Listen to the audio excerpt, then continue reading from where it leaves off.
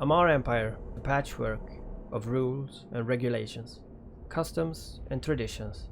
The Ardishapur family, and the Kadar family, and the Sarum family, the Khorasor family, and the Tashmurkam family is the 5 families that together rule the Amarrians.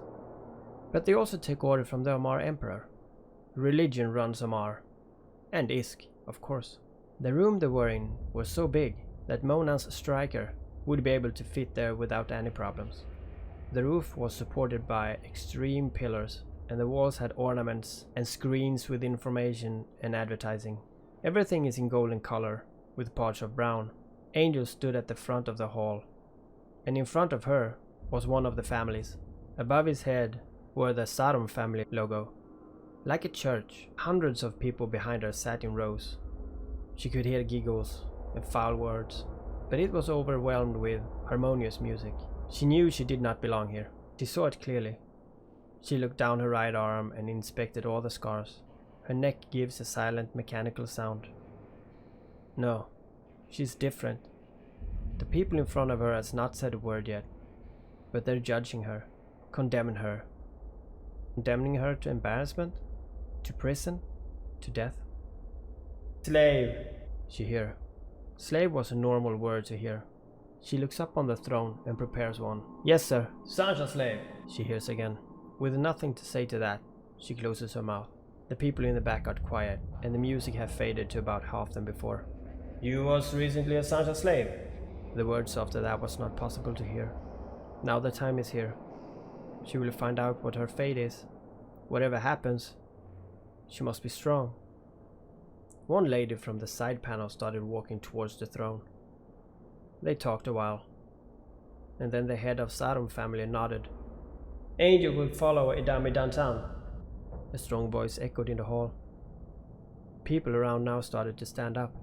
Learn our religion, our customs, and our language, and we'll see if you are one of the Amarrians. With that statement, she was asked to accompany Idami Dantan. Idami seemed like a nice Amarrian. Angel could also see that she was a adamant person. She was led through the door on the right. The sounds from the big hall was silenced when the door hit behind her. The walk was lit by candles, and the windows on the left exposed the outside of the station. She remembered her old home. It was different. Angel observed Edami's red hair, clothes, and walking style. At least, she thought, at last, I will become one of the Amarrians. Her smile was interrupted when she saw herself in the mirror image on the window. Oh, I'm ugly. Her face had scars all over, but there was no hair left. As she passes the window, she looks at her reflection and dislikes it more and more. Come back to us, a voice whispered in her head. She recognized the voice. An ice-cold rush ran through her body, and she shook her head. She had stopped walking, and Adami too. What was that? Angel thought. She knew that voice. And after a few more seconds, she knew. Rolos Agomen. That was him. He was one of the overlords. But how? Angel shook her head again, and then looked up at Edami. Their eyes met, and Angel froze. Did she hear him too? What's the hold-up? Edami said in question. Nothing, sorry, said Angel. Now let's go. Edami started walking again. She probably didn't hear that. It was all in my head. They both walked along, but the question still remains. How could she hear that? Her memory should not work as normal, especially not memories about sanshas. All her information was stored inside a special ship. This ship was not able to be accessed with the normal functions. It had to be drawn out to be read. The removal of deep, injected memories is not to be taken lightly.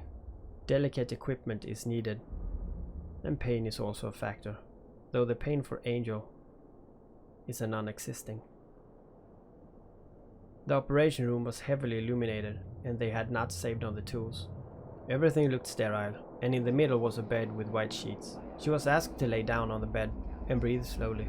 This will hurt, said one of the doctors. You want something for the pain? He added. That won't be necessary, said Angel. I won't feel a thing anyway, she mumbled. There were 3 doctors in the room. They picked up tools and wrote in their journals. One came with a big needle stuck in a hose, while other glued measuring tools around her face and chest. Just relax, one claimed. She did not touch her mind. Her face looked lifeless. The doctor with the needle pressed a button, and Angel ended up in an upright position. Her head was hanging down. With precision, he inserted the needle into the scalp at the cerebellum and connected to a computer screen. Data started to flow. The whole process took not more than a few minutes, and they removed the needle. A deep breath was heard, and Angel lifted her head. Her eyes had been bleached, so now the only white was visible. You dare spy on Sansha Nation? Angel mutters. She stands up, looks at the doctors. You think you know technology? You know nothing. Angel stopped talking. Her body collapsed on the floor. Everything gets black. Did she die again? The question remained unanswered, and she passed out. She woke up later the same day, by a hand on her head. You will see that everything is going well now. A nice lady stood by her side. We found that hidden ship, and now it's been removed. With this in you, this could have ended very badly. Thank you, Angel signed. The lady continued explaining what happened, and that Sansha still had control over her before. This was not taken care of. She also explained that the information they took from her ship was extremely valuable, and with this, they're going to give Angel a chance to be Amarrian, an Amarrian citizen, a chance for a new life. Her task was now to melt in, become one of the Amarrians. She's in the bathroom and she's looking in the mirror. Her face is as usual, but everything else has changed. She has new clothes, makeup, and her own room to live in. Her address was now Pengriman 3, Second Planet. Her job was within the Ministry of Internal Order. There, she would provide further information and lessons regarding sanshas. She would not get paid, but the room was good enough. She also got a new name, Sheev. They told her that she could actually make up her own last name. She looked at the registration papers on the bench. She grabbed a pen and signed Palpatine. The first day was as you would think. They would ask questions, and she would talk and draw what she knew. It started with an electronic mail to her room. It said, "I pull out your plug." She deleted the message. Amarr people are very religious, and they have difficulty talking to new people, especially from other factions, especially enemies. The dress code is special, and luckily Sheev got a full dress that covers her arms. The face shows, but there also was a hood involved. She used it frequently, but people still eyed her. The local news had already done a thing about the new Amarrian, so she was nothing less than well known. Days passed, and very quick she got higher grades from the council, and she started getting several jobs outside her sector. She had a mission to deliver a bag of valuables. She had no idea what that was, so she set out to get her ship. Once at her ship, that she kindly got for free by the Ministry of Eternal Order, she met this guy. I'm sorry to bother you, my dear." He stuttered a bit. "Can I ask you a small favor?" He looks at her bag and the ship ever so slightly as he brushes his own shoulder. He wore all gold and brown, as the majority of the people did around this part. He had dark, short hair and a mustache. Intensely he looked right into her eye.